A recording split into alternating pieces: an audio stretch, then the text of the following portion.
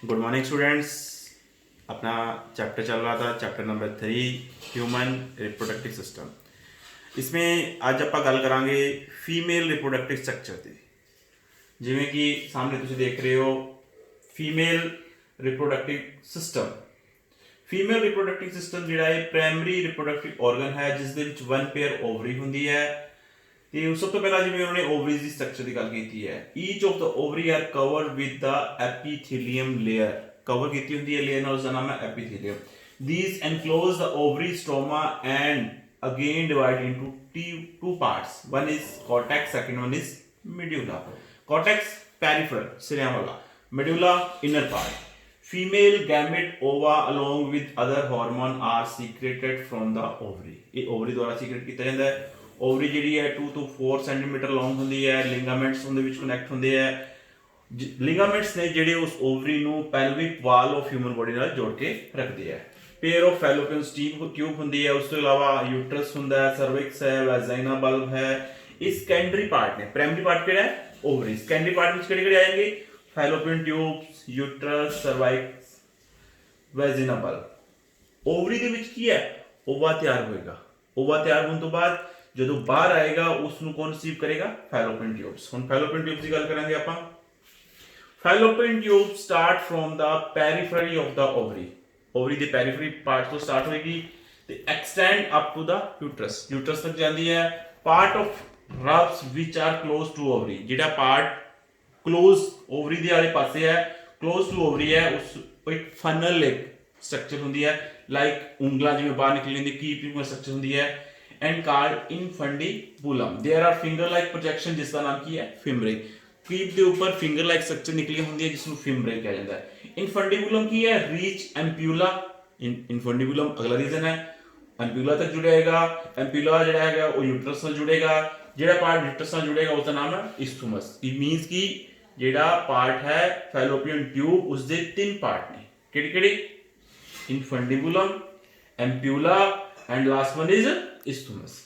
Uterus जिहड़ा है वो पेयर शेप हुंदा है फीमेल्स दे विच, ते मैच्योर एम्ब्रियो जिहड़ा है वो इस दे विच हुंदा है and is also called the वोम। Uterus open into वेजाना through a narrow cervix. जिहड़ा वेजाना दे विच यूट्रस खुलदा है एक नैरो सर्विक्स नाल, सर्विक्स कैनाल हुंदी है। उस तो बाद यूट्रस दे विच 3 टिश्यू लेयर्स हुंदी है। पेरीमेट्रियम जिहड़ी सब तो आउटरमोस्ट मेम्ब्रेन है, मायोमेट्रियम जिहड़ी थिक मिडल लेयर हुंदी है। This layer contract during delivery, delivery दौरान ये लेयर कॉन्ट्रैक्ट होती है। तो लास्ट में आ गई endometrium, the inner most layer which undergo change during menstrual cycle. ये आप जी करना जो मैंस्ट्रुअल साइकिल दे विच जो यूट्रस दे विच चेंज आते हैं वो ऐसे लेयर दे विच आते हैं। External genitalia of female consist of mons pubis fatty tissue cover with skin and pubic hair. जो उस बाद वाला बाहरी पार्ट है उस विच ये पार्ट होंगे है। आप थोड़ा अगे चलांगे।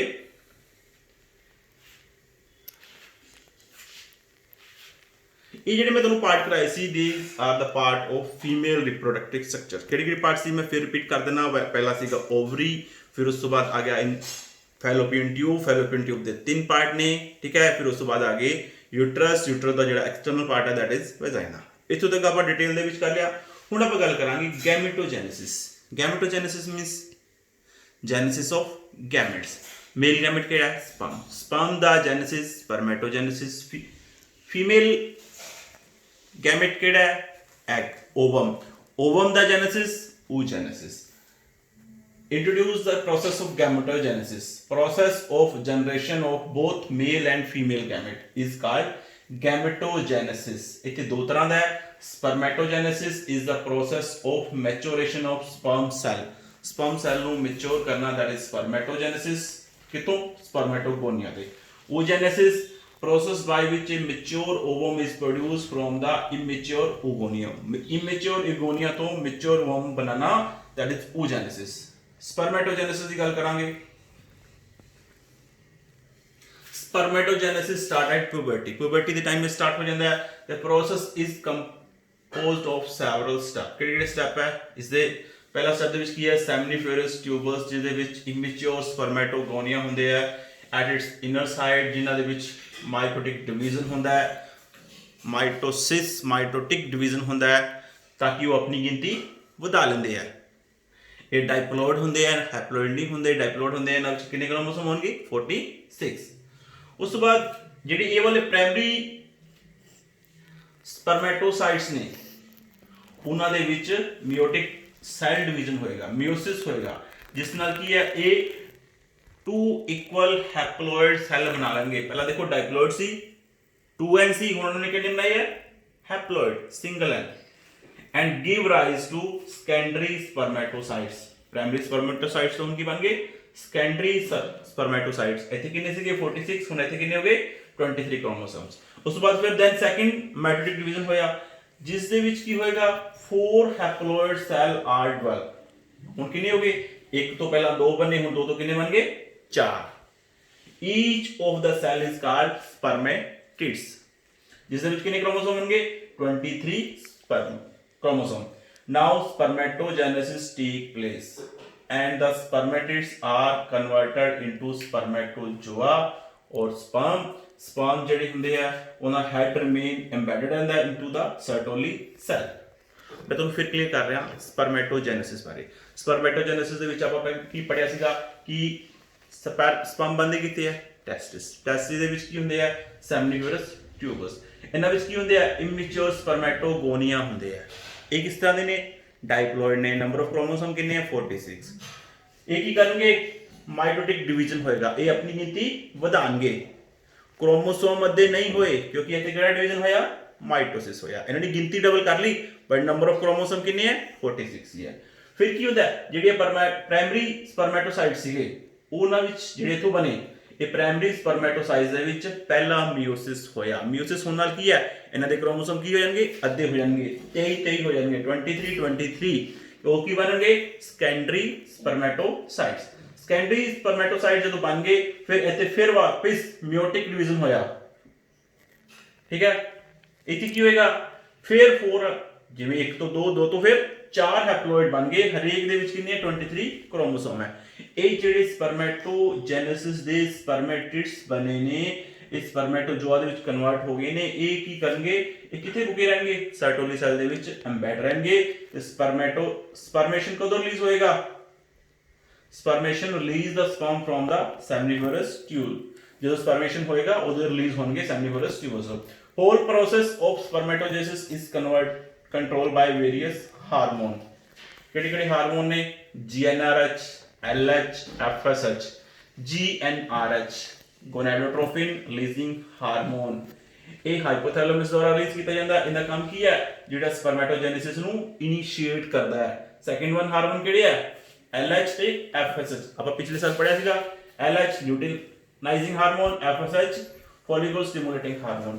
ਇਹ ਕਿੱਥੋਂ ਸੀਕ੍ਰੇਟ ਹੁੰਦੇ ਆ ਪਿਟਿਊਟਰੀ ਗਲੈਂਡ ਦੇ ਐਂਟੀਰੀਅਰ ਪਾਰਟ ਤੋਂ। ਇਹ ਕੀ ਕਰਦੇ ਆ increase the action of GnRH।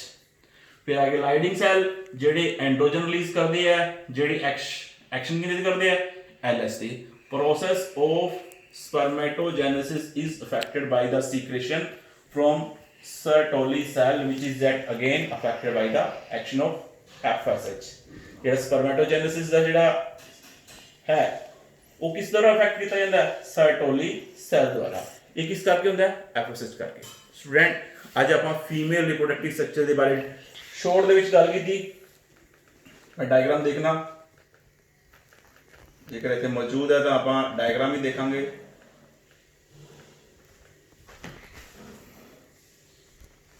ਦੇਖੋ ਇਹ ਡਾਇਗਰਾਮ ਹੈ ਜਿਵੇਂ ਮੈਂ ਤੁਹਾਨੂੰ ਦੱਸਿਆ ਸੀਗਾ one pair of ovary, this is fallopian tubes ਦਾ ਅਵਲਾ part infundibulum, ampulla, isthmus। infundibulum, ampulla, isthmus। infundibulum ਦਾ ਫਰੰਟ ਪਾਰਟ ਹੈ ਉਹ ਕੀਪ ਲਾਈਕ ਸਟਰਕਚਰ ਹੈ ਜਿਸ ਦੇ ਉੱਪਰ ਉਂਗਲੀ ਨੇਮਾ ਸਟਰਕਚਰ ਹੁੰਦੀ ਜਿਸ ਨੂੰ ਆਪਾਂ ਫਿਮਰੇ ਕਹਿੰਦੇ ਹਾਂ। ਇਹ ਕਿਸ ਨਾਲ ਜੁੜੇ ਹੋਏ ਨੇ ovary ਨਾਲ। this is ovary। ਇਹ ਐਕਸਟਰਨਲ ਪਾਰਟ ਹੈ ਵੈਜਾਈਨਾ ਜਿਸ ਨਾਲ ਜੁੜੇ ਨੇ। ਇਹਦੇ 3 ਲੇਅਰ ਨੇ ਐਂਡੋਮੈਟਰੀਅਮ, ਮਾਇਓਮੈਟਰੀਅਮ ਤੇ ਪੈਰੀਮੈਟਰੀਅਮ। ਫਿਰ ਉਸ ਤੋਂ ਬਾਅਦ ਆਪਾਂ ਸਪਰਮੈਟੋਜੈਨੇਸਿਸ ਕੀਤਾ ਸੀਗਾ। ਤਾਂ ਅੱਜ ਲਈ ਜਿਹੜੇ 2 ਟੌਪਿਕ ਨੇ ਤੁਹਾਡੇ ਕੋਲ structure of female reproductive structure ਤੇ ਸੈਕੰਡ ਵਨ ਇਜ਼ ਸਪਰਮੈਟੋਜੈਨੇਸਿਸ। ਮੈਨੂੰ ਆਸ ਹੈ ਕਿ ਤੁਸੀਂ ਇਹਨਾਂ ਟੌਪਿਕਸ ਨੂੰ ਸਮਝ ਕੇ ਬੜੇ ਧਿਆਨ ਨਾਲ ਕਰੋਗੇ, ਆਪਣੀ ਕਾਪੀ ਦੇ ਵਿੱਚ ਨੋਟਸ ਵੀ ਤਿਆਰ ਕਰੋਗੇ। Thank you.